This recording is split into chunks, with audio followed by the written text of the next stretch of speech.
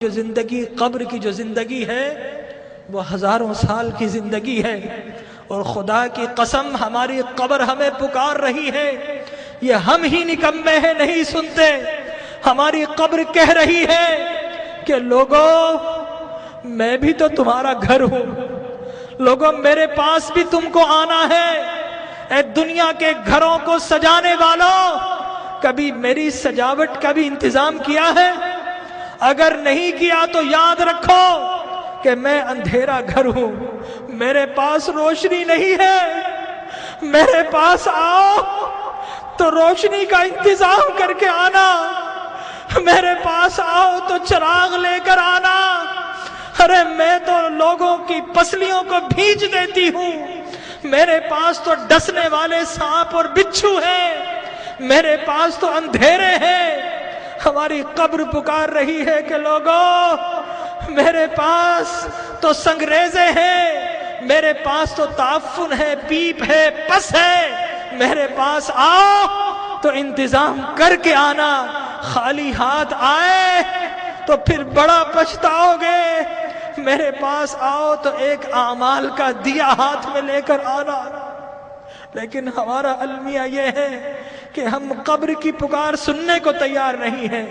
جو بڑے ہیں وہ اپنے کاروبار میں مست ہے، جو جوان ہیں اپنی جوانی کی مستی میں مست ہیں، اس دنیا کی رنگینیوں میں مست ہیں، اور جو چھوٹے ہیں انہیں کوئی بتانے والا ہی نہیں ہے کہ اس دنیا کے بعد ایک اور دنیا بھی ہے، اس زندگی کے بعد ایک اور زندگی بھی ہے۔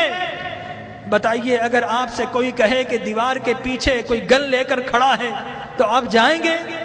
اگر کوئی کہے آپ سے کہ اس جہاز میں مت بیٹھو یہ کریش ہونے والا ہے، آپ کبھی نہیں بیٹھیں گے، الٹ ہو جائیں گے۔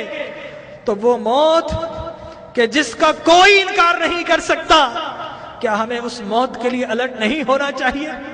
ہمارے نبی نے بتایا کہ لوگوں جو کچھ میں جانتا ہوں اگر تمہیں معلوم ہو جائے تو تم ہنسنا چھوڑ دو، تم رونا شروع کر دو، ہنسنا چھوڑ دو۔ لوگوں جو کچھ میں دیکھ رہا ہوں اگر تم دیکھ لو تو تم شہروں کو چھوڑ دو اور جنگلوں میں دوڑ پڑو۔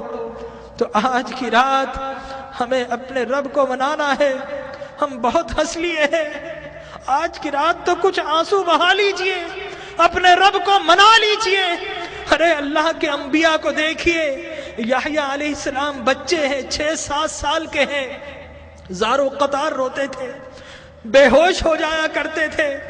ایک روز اپنے گھر سے نکل گئے، غاروں میں چلے گئے، ماں باپ ڈھونڈ رہے ہیں، لوگوں سے پوچھتے ہیں 7-8 سال کا بچہ ہے، کسی نے دیکھا؟ ایک چرواہا کہتا ہے کہ بچہ تو نہیں دیکھا، ہاں اس غار سے رونے کی آواز آ رہی ہے، 3 دن سے کوئی رو رہا ہے، اور اس کے رونے سے ہماری بکریوں نے کھانا اور پینا چھوڑ دیا ہے۔ ماں باپ اندر جاتے ہیں، دیکھتے ہیں اللہ کے نبی یحییٰ رو رہے ہیں۔ ماں کہتی ہے کہ بیٹا اب تو چلو، اب تو رونا بند کر دو۔ اللہ کے نبی یحییٰ فرماتے ہیں اماں عذاب قبر سے بچنے کی ضمانت آپ دے دو اور رونا میں چھوڑ دیتا ہوں۔ اللہ اکبر۔ تو آج کی رات اپنے رب سے عذاب کی پناہ مانگنی ہے۔ حضرت ابراہیم بن ادھم ایک باتھ روم، ایک ٹوائلٹ میں جاتے ہیں، جانے کی کوشش کرتے ہیں، حمام کا مالک روک دیتا ہے، کہتا ہے پیسے دو۔